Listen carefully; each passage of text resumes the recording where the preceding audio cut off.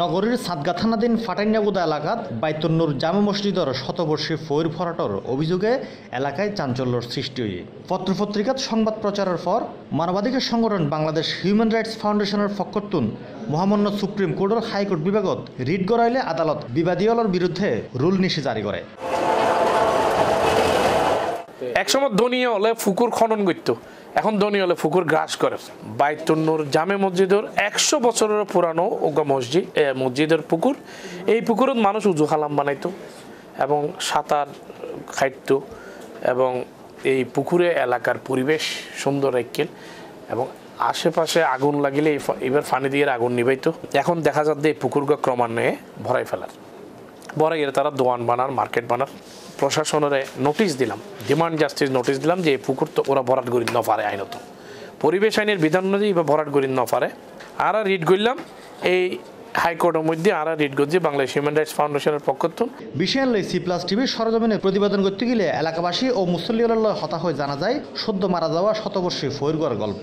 100-500 টাকা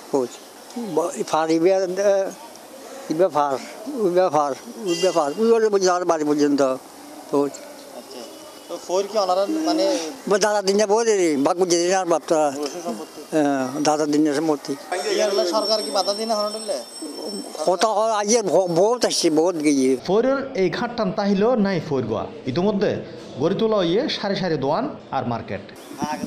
না ফুকুর আগে ফুকুর আছে ফুকুর আছে ফোর কাট আছে দিয়ে মাত্র ফুকুর কাট দিয়ে ফুকুর কাট আচ্ছা তো বড়াই দাও দিনের ওই যা দিয়ে স্যার আমার ফইলে নাকি মসজিদের লাগানোর সমস্যা না ভাই আমরা এগুলো জানি না, এগুলো জানেন মালিক যারা কমিটি আছে মসজিদের ইতারা জানবো।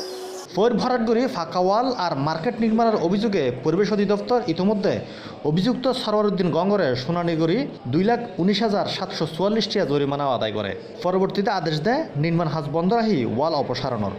পরিবেশে মাঝে মধ্যে যাইয়ারে জরিমানা টানা করিয়ার খাম শেষ, কিন্তু পুকুর যদি ভরাট করে আইনের বিধান অনুযায়ী যারা ভরাট করছে ইতারা তো শাস্তি দেওয়া পড়ব, জরিমানা করা পড়ব, পুনরায় পুকুর এবার খনন করে আগের অবস্থায় ফিরে আনিবার ব্যবস্থা করা পড়ব। কিন্তু এই ব্যাপারে পরিবেশ কোনো স্ট্রং ভূমিকা ন রাখে। ঠিক এইভাবে এই পুকুরগুলো রক্ষা করিবার লাই আর আইনি লড়াই শুরু করছি। আর মিডিয়া কর্মী, সমাজকর্মী এবং জনপ্রতিনিধি, সচেতন জনগণ, ছাত্র, শিক্ষক, ব্যবসায়ী ব্যাগগুলোর আর সাইড দিয়ে ঐক্যবদ্ধ করিয়ারে যে পুকুরগুণ রক্ষা করিবার লাই চট্টগ্রাম নইলে অতি সত্তর এটা দেবেন আর ভূগর্ভস্থ পানীয় থাকত। দর্শক, পরিবেশ বিপর্যয়ের লাই অন্যতম হারণ ফৈর ভরাটর এল্লা কোনো খবর তাইলে আর জানাইতে পারেন। আর জনস্বার্থে যত্ন সহকারে প্রচার করজুম খবর গোয়া। Chowdhury Rasel, C+ TV.